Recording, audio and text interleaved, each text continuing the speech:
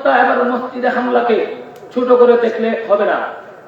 এটি আন্তর্জাতিক ষড়যন্ত্রের একটি অংশ। আজকে কলকাতাতে বাংলাদেশ হাই কমিশনারে উগ্রবাদী হিন্দু স্কলাররা হামলা করে বাংলাদেশ হাই কমিশনারের অফিস তছনছ করে দিয়েছে। আমরা স্পষ্ট ভাষায় আজকে ভূজপুর ইসলামিক ফাউন্ডেশনের এই মঞ্চ থেকে সবাইকে সতর্ক করে দিতে চাই, আমরা মুসলমানরা ঘুমিয়ে যাইনি, আমরা মুসলমানরা আমাদের ঐতিহ্যের কথা বলে যাইনি, আমরা মুসলমানরা আমাদের ইতিহাসের কথা বলে যাইনি, আমরা মুসলমানদের রক্ত দেওয়ার যে ইতিহাস রয়েছে সেই ইতিহাসের কথা আমরা বলে যাইনি। প্রয়োজনে বাংলার সমস্ত মুসলমান ঐক্যবদ্ধ হয়ে আরেকবার রক্ত দিবে।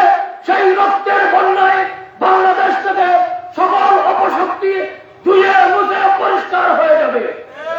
আমরা উলামায়ে কেরামের দিকে তাকিয়ে আছি, আমরা আমাদের আমিরের নেতৃত্বে চলি, আমরা আমাদের উলামায়ে কেরামের নির্দেশনা মেলে মাথায় ময়দানে কাজ করি।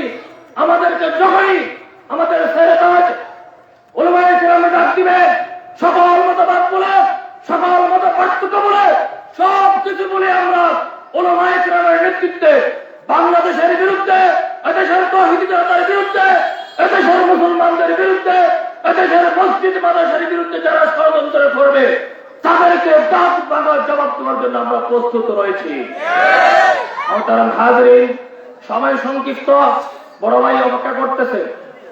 এই মুহূর্তে আমাদের করণীয় হচ্ছে সব ভেদাভেদ বলে আমাদেরকে একতাবদ্ধ থাকতে হবে। কথা ঠিক কিনা? একতাবদ্ধ থাকবো তো ইনশাআল্লাহ। আমাদের পশ্চিম ভূজপুরের দীর্ঘ শত বছরের ইতিহাস রয়েছে। আমরা পশ্চিম ভূজপুরের মানুষ কোন সময় কারো বিক্রি হয় নাই। আমাদেরকে যখনই মুরব্বীরা ডাক দিয়েছে, আমাদের বিশেষ করে পশ্চিম ভূজপুরের স্বার্থের জন্য আমরা একতাবদ্ধ হয়েছি।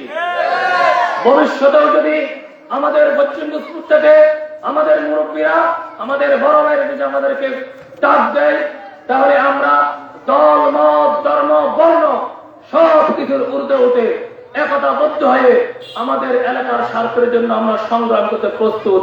ওয়া মা আলাইনা ইল্লাল বালাগ। আসসালামু আলাইকুম ওয়া রাহমাতুল্লাহ।